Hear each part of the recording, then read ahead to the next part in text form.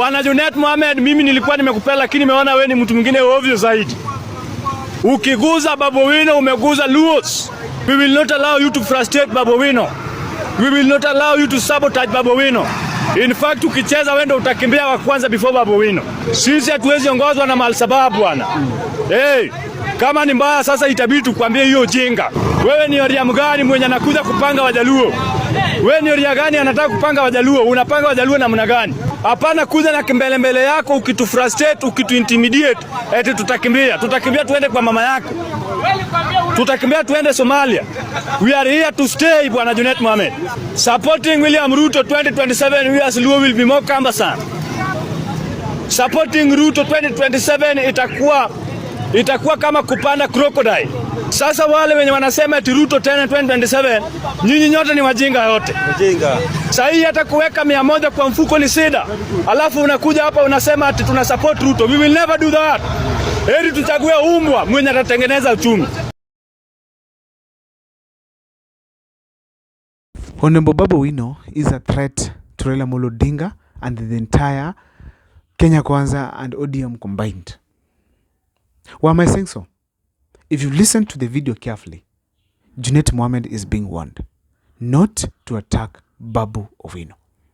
On this video here today, I want to take you through on why I feel strongly that Babu Owino is a threat. But before I do so, please, if this is the first time you're watching our videos, kindly make sure that you subscribe, like, and comment, because that is the best support you can always give this channel. Let me dive into the topic today here. How is Babu Owino a threat to ODM, Raila Amolo Odinga, and of course the entire Kenya Kwanza government? Let me give you an example, and then I'm going to use that as analysis, as the point of analysis.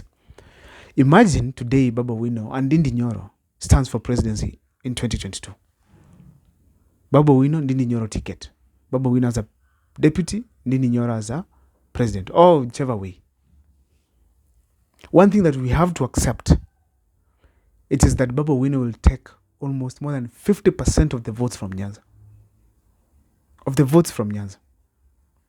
And we have to remember critically that these votes from Nyanza are the ones that William Ruto is counting on in 2027.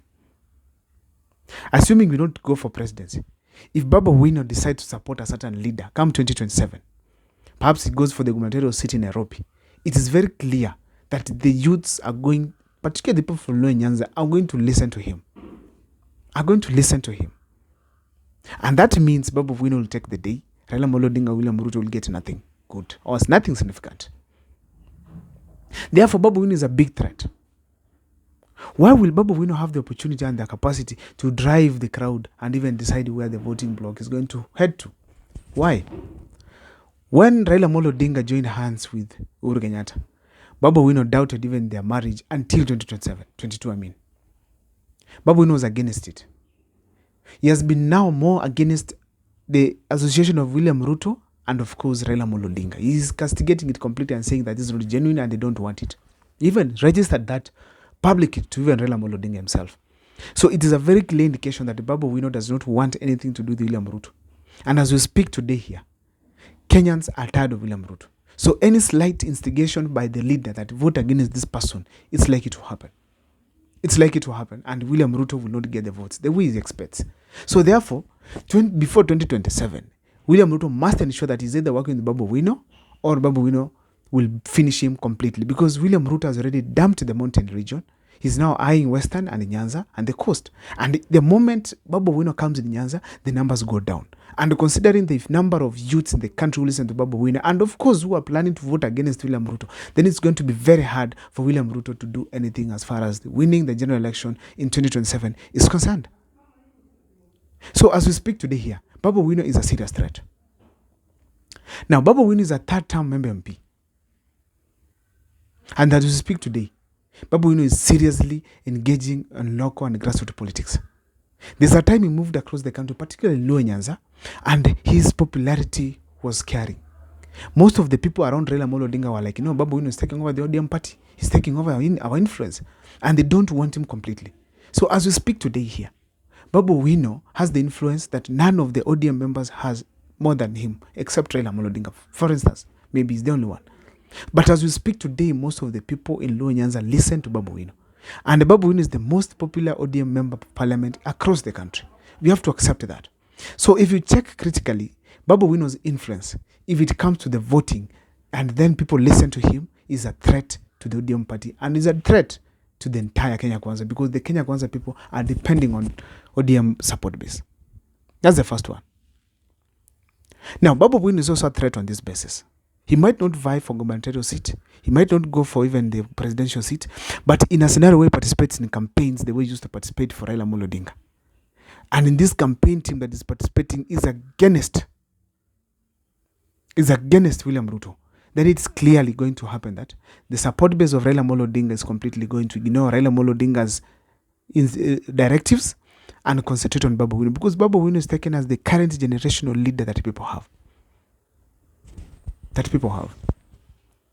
I'm assuming that now Kalonzo Musyoka will be smart enough and go for Babu Wino, because he does not have anybody vocal within his team.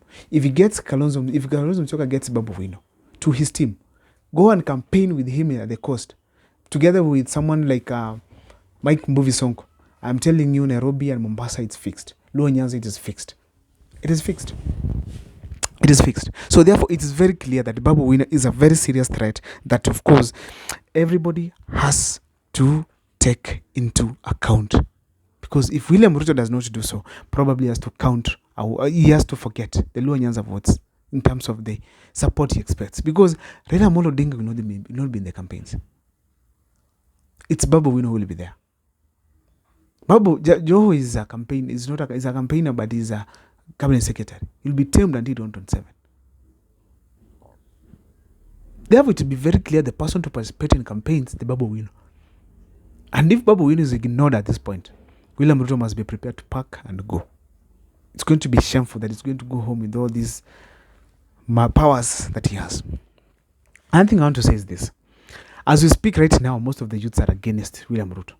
And most of these youths listen to Babu Wino, particularly from Luo Nyanza. And if you check critically, William Ruto has not only affected the youths negatively, he has affected the wazees in the villages. Everyone, across board, people are complaining of William Ruto's regime. So that means very well that if William Ruto ignores Babu Wino come 2027, and then Babu Wino just slightly incites people against him in 2027, probably the support base is expecting to get from Raila Amolo Odinga is not going to work. Because the most influential person after Raila Amolo Odinga, it is Babu Wino. Recognized across Mombasa, actually all parts of this country. Because we all saw it during the campaigns. When Raila Amolo Odinga was speaking, moving across the country, people were demanding to hear from Babu Owino. That is a very clear indication that Babu Owino is the person to have in your team. So for the presidential candidates, be it Dr. Freddy Matiang'i, be it Okiya Omtata, be it William Ruto, be it Kalonzo Musyoka, or be it Morara Kibaso, all these people must look at Babu Owino from a different angle. If you look at the impeachment that took place, Babu Owino abstained completely from participating in the impeachment. Despite there are some things that could have compelled him to vote for the impeachment, in support of the impeachment, he decided to keep off. That was wise of him, because he tried to show that it is not ideal for him to participate in the removal of another leader simply because of allegations that have not been confirmed by any investigative agency in the country. So therefore, he had shown all these other leaders. If you look at during the protest of 2024 finance bill, he was also out to speak against it. He did not support the bill. Even in parliament, he voted no. And that was an attraction that he created towards the youths of this country. So it's very clear, if you look at it from all angles, that Babu Wino is a person that everybody needs his team. And if he goes to a certain team, that team is likely going to win the hearts of Kenyans, more especially the youth from Luo Nyanza. I don't know what is your take as far as this is concerned, but I feel strongly that Babu Wino is a threat to ODM party, William Ruto, and of course, Raila Amolo Odinga himself in terms of influence. My name is Abel Mukwa. See you next time for more videos. That is my video there and there. Please make sure to subscribe, like, and comment, because that is the best support you can always give this channel. See you next time for more videos.